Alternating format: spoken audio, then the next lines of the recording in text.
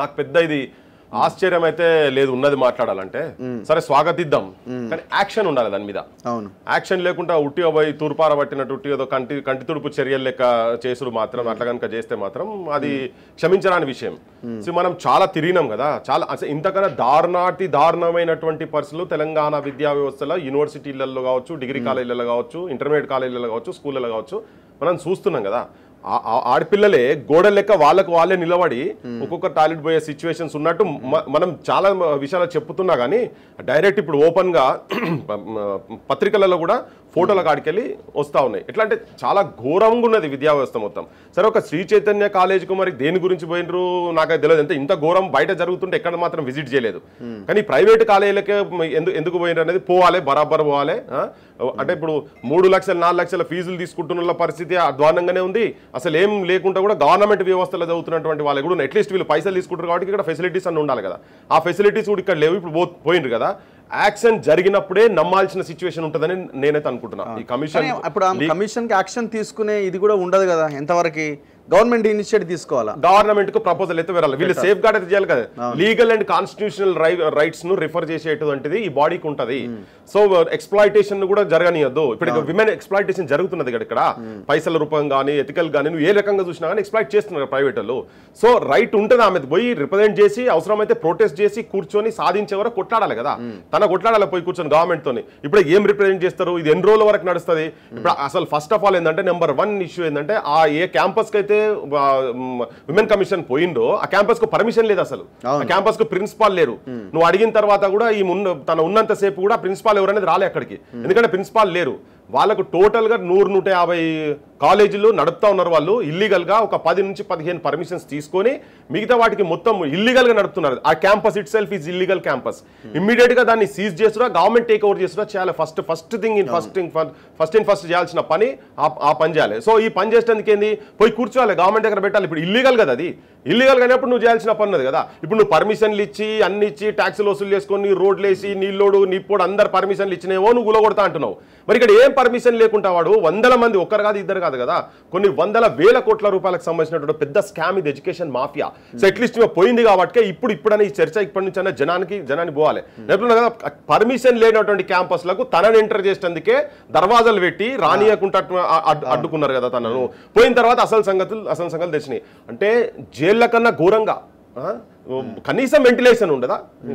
ఈ ఫెసిలిటీస్ ఎవరైనా చూస్తామని చెప్పి పోయి అడగతందుకు పోతే వాళ్ళను కూడా రానియరు, ఉల్టా దాడులు చేసి కొడతారు. జర్నలిస్టులు అంటే కూడా కొడతారు. అంటే ఎటువంటి వాటికి రానియరు, ఎక్కడన్నా నువ్వు మోసం చేస్తున్నావు, తప్పు చేస్తున్నావు, ఇల్లీగల్ యాక్టివిటీస్ నువ్వు చేస్తున్నప్పుడు నిన్ను అక్కడికి రానియరు. చదువుకునే పిల్లలు వాళ్ళు ఎట్లా చదువుకుంటారు ఏందని చూస్తేందుకు కూడా పోనీయరా. అక్కడ ఏంది ఫుడ్ పాయిజన్ అయిందని చెప్పి కంప్లైంట్ 3 సార్లు హాస్పిటలైజ్ అయిన ఒక అమ్మాయి గురించి వాళ్ళ పేరెంట్స్ వస్తే పేరెంట్స్ని తీసుకొని పోతే అసలు పేరెంట్స్ని కలవనియరు. అదొక ఘోరం, అదొక వింత ప్రపంచం ఉంది. మరి ఏ రాజ్యంలో ఉన్నాం నాకైతే అర్థమైతలేదు. ఇప్పుడు చర్యలు అంటే మనం మాట్లాడుకుంటే ఇప్పుడు నారాయణ కాలేజీలు ఎవరివి? నారాయణ ఎక్కడ ఉన్నాడు? చంద్రబాబు నాయుడు గవర్నమెంట్లో ఆయన మినిస్టర్గా ఉన్నాడు. చంద్రబాబు నాయుడు అక్కడ ఉన్న గవర్నమెంట్లో ఉన్న మంత్రి మీద, ఆయనకు సంబంధించిన సంస్థల మీద ఇక్కడ చర్యలు తీసుకునే అవకాశం అంత ఈజీయా? ఇప్పుడు చర్యలు అంటే ఇప్పుడు మనం చాలా దూరం మాట్లాడుతున్నాం, అక్కడ దాకా పోవాల్సిన అవసరం లేదు. ఇక్కడున్న లీడర్లకు అందరికి ముడుపులు పోతున్నాయా లేదా? పైసలు పోతున్నాయి, అందరికి పోతున్నాయి, సంఘాలకు పోతున్నాయి, పాలిటిషియన్స్ కు పోతున్నాయి, ఉద్యోగస్తులకు పోతున్నాయి, బ్యూరోక్రాట్స్ కు పోతున్నాయి.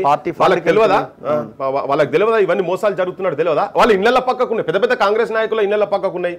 వీళ్ళందరూ వాటాలు ఉన్నాయి కదా, టీఆర్ఎస్ లో కూడా గత 10 సంవత్సరాలకు వాటాలు ఉన్నాయి, అంత ముందు కూడా వాటాలు తీసుకున్నారు. వాటాలు లేకుంటే వీళ్ళు ఎట్లా దోపిడి కానిస్తారు? ఫీజుల భారాలు ఇంతగానం పెంచి మనని మోసం చేస్తారు కదా. అప్పుడు కార్పొరేట్ కాలేజీలు మొత్తం తెలంగాణకి వెళ్ళి కంప్లీట్ గా పోవాలని చెప్పనే కదా మూవ్మెంట్ లో ఉన్నప్పుడు స్లోగన్స్ తీసుకొని చేసింది. ఇప్పుడు ఆ తిరుపతిరావు కమిటీ సిఫార్సులు ఇంతవరకు అమలు చేయలే కదా.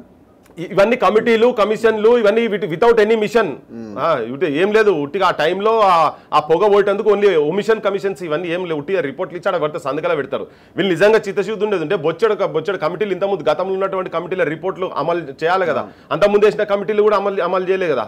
ఏ కమిటీలు వీళ్ళు ఉట్టిగా ఏంటంటే అప్పటిదప్పుడు మనసంటలో మాట్లాడుకుంటూ జనం లోపల వచ్చేసింది ఏదో జరిగిపోతుంది ఇలా పొద్దున మారిపోతుంది అది అని చెప్పి ఊహాగానాలకు పోయి ఆ ఊహా ప్రపంచంలో మనోళ్ళందరూ కూడా ఏంటంటే మెసేజ్ల మీద మెసేజ్ ఫలాని వ్యక్తులు వచ్చారు ఆ కమిషన్ ఈ కమిషన్ అట్లా ఇట్లా అని చెప్పని ఏముండదు. వాళ్ళకి ఇంటిగ్రిటీ వ్యక్తిగతంగా ఉండొచ్చు, కానీ గవర్నమెంట్స్కి అటువంటి లేవు. ఉట్టిగా అట్లా వాళ్ళని చూపించి మనని కూడా వేసి మీద పౌడర్ వేసి అసలు అందంగా వచ్చేది కాదు, అది ఉట్టి పౌడర్ అది అంతనే. సో అందుకని ఈ కమిషన్లతోటి వీటితోటి అవుతుంది అనేది నాకు లేదు. అంటే గవర్నమెంట్స్ వీళ్ళు కనుక పైసలు తీసుకోకుండా కనుక ఉండేది ఉంటే డకాయిట్ల కన్నా ఘోరంగా, డకాయిట్లు వెనకట గుట్టల ప్రాంతాల్లో ఉండుకుంటూ గుర్రాల మీదకి వచ్చి సవారీ చేసుకుంటూ దోపిడి ఎట్లయితే చేసుకోపోయారో మరి రాత్రిపూట దొంగతనాలు చేసేది కావచ్చు, వాళ్ళు ఊర్లు మొత్తం కబ్జా చేసి ఈ ఎడ్యుకేషన్ ఇన్స్టిట్యూషన్ మాఫియా మొత్తము పగటిపూట వాళ్ళ దగ్గర పోయి కూర్చుంటే అక్కడ కూర్చొని దోపిడి, వీళ్ళు ఇళ్ళకి వచ్చుడు కాదు. అటువంటి దోపిడి ఎట్లా జరుగుతుంది? నాయకులు పైసలు తీసుకోకుంటే, రాజకీయ నాయకులు పైసలు ఏం చేస్తారు? ఎమ్మెల్యేలు వీళ్ళందరికీ వాటాలు ఉన్నాయి అలా, చిన్న వాటాలు కాదు. మీరు చూడరు అదే మెయిన్ స్ట్రీమ్ ఛానల్ ఒక్క ఛానల్ కూడా చూపించదు, ఇవన్నీ చూపించినా ఉట్టిగా ఇప్పుడు యూట్యూబ్ చూపిస్తున్నా కాబట్టి కంటెంట్ ఉండదు, బేరం ఉట్టిగా బేరం. ఇవాళ బతుకమ్మ టైంలో ఈ సిచ్యువేషన్ లో తెలంగాణ ఆడబిడ్డలు మొత్తం బతుకమ్మ పండుగ లెక్క దేవతల లెక్క ఊర్ల పంట మొత్తం బతుకమ్మలు ఆడుతుంటే ఇక్కడ మనం మాట్లాడుకునే చర్చ ఏంటంటే బడులల్లా విద్యాలయాలల్లా కాలేజీలల్లా ఆడపిల్లలు ఇన్సల్ట్ అయ్యేటువంటి సిచ్యువేషన్, సెల్ఫ్ రెస్పెక్ట్ పోయేటువంటి ఘోరమైన పరిస్థితుల గురించి మనం మీద చర్చించుకుంటున్నాం. ఒకవైపున ప్రైవేట్ సెక్టార్లో వాళ్ళు ఏదో సరే విజిట్ చేస్తున్నారు, వీళ్ళు ఏమంటారంటే మరి దీని మీద చర్యలు ఏవి అంటే అరే పోయిన గవర్నమెంట్లో అసలు ఎవడు పోయినోడే లేదు కదా, మేము పోతున్నాం కదా, ఇక్కడికే స్టాప్ అయిపోతున్నది. సరే మీరు పోవడం అన్నది సమస్యకు పరిష్కారం కాదు కదా, అల్టిమేట్గా చర్యలు తీసుకొని వాళ్ళకి ఇబ్బంది లేకుండా చూసినప్పుడు ఆ సొల్యూషన్ దొరికినట్టుగా భావించాల్సి ఉంటుంది. సరే గతంలో పోనీయలే, మీరు పోయిర్రు, దాంతో అయిపోదు కదా, దాంతో ప్రజలు సాటిస్ఫై కారు కదా. నేను ఒక్కటే ఇక్కడ చెప్పేది ఏంటంటే గతంలో వాళ్ళు తీసుకోలేదు, మీకు పోయటానికి కూడా 10 నెలలు పట్టింది. అవును, ఇన్ని రోజులు పడుతుందా, 10 నెలలు పడుతుందా పోయడానికి? అది అక్కడ ఒక ఇన్సిడెంట్ జరిగి ఆ ఇన్సిడెంట్ మీద ఒత్తిడి వస్తుంటే వీళ్ళు ఫోన్ చేస్తుంటే అప్పుడు పోయినరు, మంచిదే, అవి ఇప్పటికి కూడా ఓకే అనుకుందాం. యాక్షన్ తీసుకోకుంటే మీరు కూడా బేరం ఏదో ఎక్కడో దగ్గర మీరు కూడా బేరం చేసుకొని సెటిల్మెంట్ కు పైసలు తీసుకొని ఉన్నారన్నట్టుగా బంద్ కావాలి. వాళ్ళేమో ముందు బేరం చేసుకున్నారు, మీరు ఇప్పుడు డిలే అంతకుముందు ఈ లీడర్లకు లేకుండా వీళ్ళు కూడా ఎన్నడూ మాట్లాడలే కదా. మరి ఇప్పుడు వీళ్ళు మాట్లాడేది ఏదో పోయిన తర్వాత బేరం చేసుకొని అంటే ఆ కాలేజీలు మొత్తం మీరు కంప్లీట్ గా గవర్నమెంట్ టేక్ ఓవర్ చేసుకోకపోతే పక్కా మీరు బేరం చేసుకున్నారు అనేది మాత్రం జనాలకు పోతుంది. ఇటు ఇలా చూస్తున్నారు కదా జనం సంతోషంగా, అరే ఆమె ఇట్లా మాట్లాడింది, ఆమె తను అట్లా మాట్లాడింది, కనీసం నెలలు మీరు బాత్రూమ్లు సాఫ్ చేయరా, కనీసం నాప్కిన్స్ కూడా తీసేందుకు మీకు నిలబడుతుందా, ఇవన్నీ మాటలు అవన్నీ చాలా జనంకు చాలా టచింగ్ ఉండే. ఇప్పుడు ఇంతకుముందు అన్నట్టు ఎగ్జాస్ట్ ఫ్యాన్స్ గురించి కావచ్చు, అరే గింత గుడ్ల లెక్క గిట్లుంటారా అని, ఇవన్నీ జనానికి కింద అందరి లోపల మనసులో అది ఉంది, ఇంత ఘోరమా ఇది అని చెప్పని. అందుకనే ఇవన్నీ జనం చూస్తున్నారు. కానీ యాక్షన్ లేకుంటే మాత్రం సేమ్ రియాక్షన్ మళ్ళీ వీళ్ళ మీద కూడా సేమ్ ఉంటుంది. ఇవన్నీ బంద్ అయ్యి ఎప్పటివరకు అయితే వీళ్ళు టేక్ ఓవర్ చేయరో, ఈ గవర్నమెంట్ టేక్ ఓవర్ చేయరు, అప్పటిదాకా వీళ్ళు నమ్మేది లేదు. ఇంకోటి క్లియర్ కట్ గా బేరాలకు ఎక్కడో దగ్గర క్లోజ్ అవుతుంది అనేది. ఎందుకంటే వీళ్ళు ఏమన్నా సత్యారిచంద్రులా ఇల్లంతా వీళ్ళు అట్లా ఉండేది ఉంటే ఇన్ని రోజులు మనకెందుకు ఉంటుంది అబ్బా, మనం మొత్తుకొని తిరుగుతున్నాం కదా.